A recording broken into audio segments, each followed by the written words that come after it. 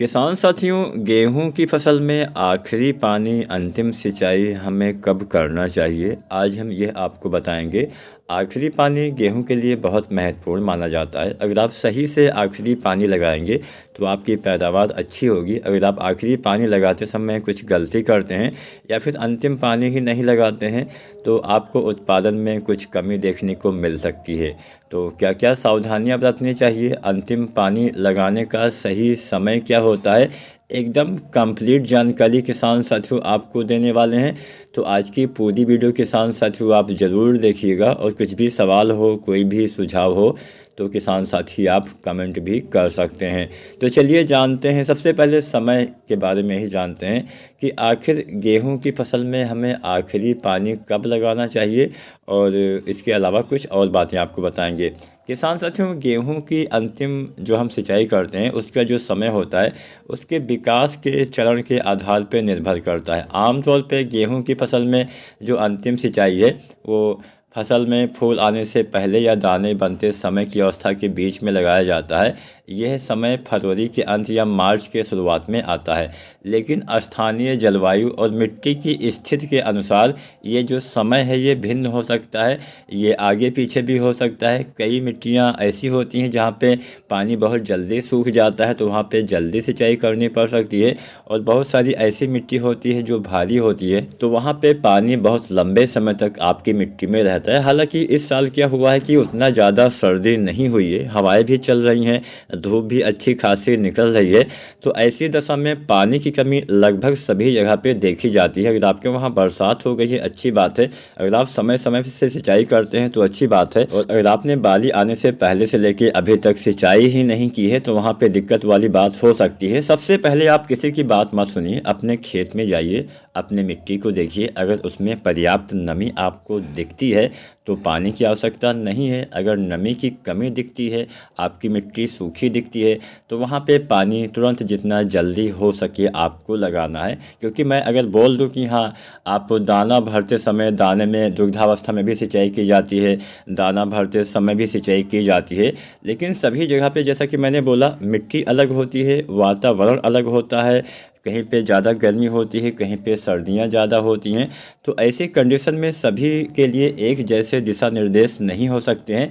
मिट्टी की स्थिति के आधार पे अपने फसल में आपको पौधे की अवस्था के आधार पे पानी लगाना होता है। आमतौर पे फूल आने के आसपास और दाना बनने के आसपास पानी की कमी आपको नहीं करनी है। इस अवस्था में अगर कमी हो जाएगी तो दिक्कत हो सकती है।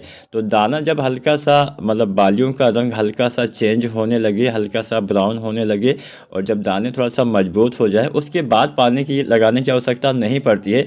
लेकिन उससे पहले दाना भरते समय, दुग्धावस्था की अवस्था में या फिर फूल आने की अवस्था में अगर आपको पानी की कमी दिखे तो आपको सिंचाई करना है।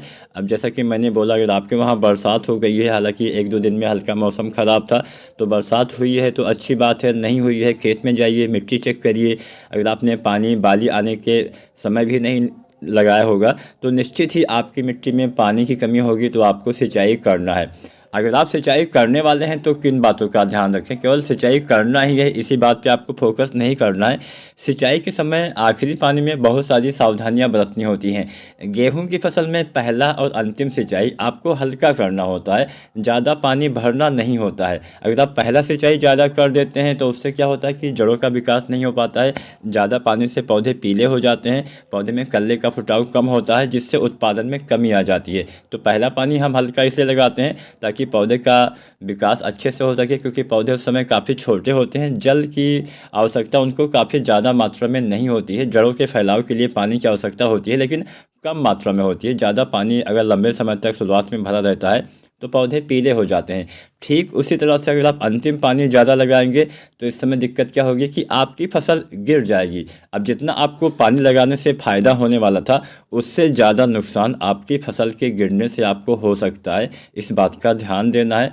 तो पानी गिरना मतलब ज़्यादा पानी भरना नहीं है, सुनिश्चित करें कि मिट्टी में नमी पर्याप्त हो तो अच्छा रहेगा, ताकि अंतिम चरण में आपके पौधे को अच्छे से भोजन मिलता रहे।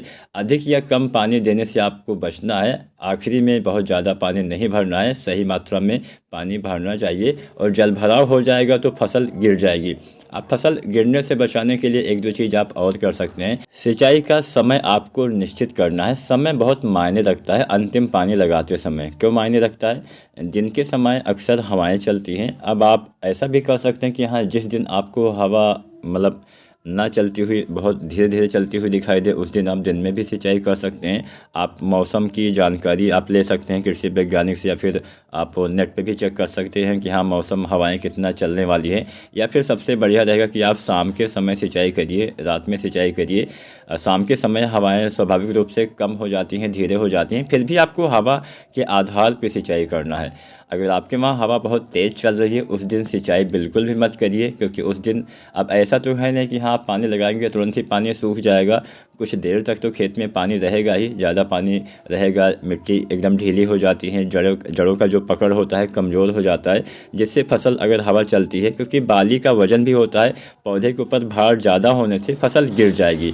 अब अगर गेहूं की फसल गिर गई या फिर कोई भी फसल, तो उसमें नुकसान होने की संभावना ज़्यादा रहती है। जितना आपको पानी से फ़ायदा नहीं मिलेगा, उससे ज़्यादा नुकसान आपको मिलने वाला है। अब यहाँ पे बात आती है कि आखिरी पानी तो हमने बताया कि हाँ, मिट्टी के आधार पे आपको देखना है, अपने क्षेत्र के आधार पे आपको चेक करना है। और आखिरी पानी वही फूल आने के आसपास या दाना बनते समय, दाने में दुग्धावस्था के समय आप लगा सकते हैं, अगर पानी की कमी दिखे। और पानी आपको हल्का हल्का लगाना है, बहुत ज़्यादा हल्का का मतलब ऐसा नहीं कि हाँ बिल्कुल पानी ही मत लगाइए, पूरे खेत में पानी हो जाए लेकिन पानी भरे ना, इस बात का ध्यान दीजिए। और शाम के समय कोशिश करिए सिंचाई करने का। अंतिम खाद की बात की जाए तो बाली निकलने के बाद दाना भरते समय आपको केवल एक खाद का इस्तेमाल करना है, NPK 0050। इसके अलावा कोई भी दूसरी खाद का इस्तेमाल करने से कोई भी बेनिफिट आपको नहीं मिलेगा, आपको कोई भी फ़ायदा नहीं मिलेगा, आप अपने पैसे की बर्बादी ही करेंगे। क्योंकि बाद में अगर आप बोरोन भी डालते हैं तो बोरोन का काम होता है कि आपकी पराग नली का निर्माण करवाता है। तो हाँ, 2-4% बाली निकली हो तब तो आप बोरोन डाल सकते हैं, लेकिन संपूर्ण बालियाँ निकल आई हैं तो आपने देखा होगा कि हाँ, बालियाँ निकलने के साथ साथ ही उसमें फ्लावरिंग की अवस्था भी स्टार्ट हो ही जाती है कुछ दिन के बाद, 4 दिन, 5 दिन, 1 सप्ताह के बाद। तो ऐसी कंडीशन में अगर आप बोरोन डालते भी हैं तो उससे फ़ायदा नहीं मिलेगा। बोरोन आपको बाली निकलने से पहले या 2-4% बाली निकल भी आई हैं तब भी आप डाल सकते हैं बोरोन 20% वाला, लगभग 100 ग्राम के आसपास। हालांकि आप लगभग, मैं ऐसा मान के चल रहा हूँ कि हाँ 95% किसान साथियों की बालियाँ निकल आई हैं, तो आप बोरोन मत डालिए, आप केवल 1 NPK डालिए दाना भरते समय, NPK 0050, 1 से 1.5 किलो।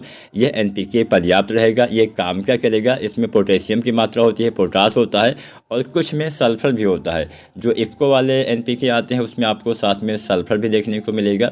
अब ये काम क्या करेगा कि आपके पौधे में पोटास, इस समय जो पौधा भोजन अपने अंदर कुछ जमा यानी स्टोर करके रखता है, उस भोजन को आपके दाने तक भेजता है। इसके अलावा जो पौधे भोजन बनाते हैं उसको भी आपके पौधे के दाने तक भेजता है, जिससे दाने का भराव अच्छे से होता है, दाने का वजन, दाने का चमक अच्छा आता है और बढ़िया उत्पादन मिलता है। तो समय रहते अगर आप खादों का इस्तेमाल करते हैं, समय से सिंचाई करते हैं, सिंचाई कोशिश करिएगा शाम को ही करिएगा, और अच्छे से देखभाल करते हैं, कोई बीमारी का अटैक दिखे तभी उससे संबंधित दवा का इस्तेमाल करना है। अन्यथा बाली निकलने के बाद किसी भी दवा के इस्तेमाल से आपको बचना चाहिए, अन्यथा बेवजह आपको नुकसान हो सकता है। दवाओं का असर एक तो दाने में रह जाएगा, दाने पे धब्बे पड़ने की समस्या, अगर आप बोरोन भी बाद में डालते हैं तो धब्बे पड़ने की समस्या आपको दिखाई दे सकती है।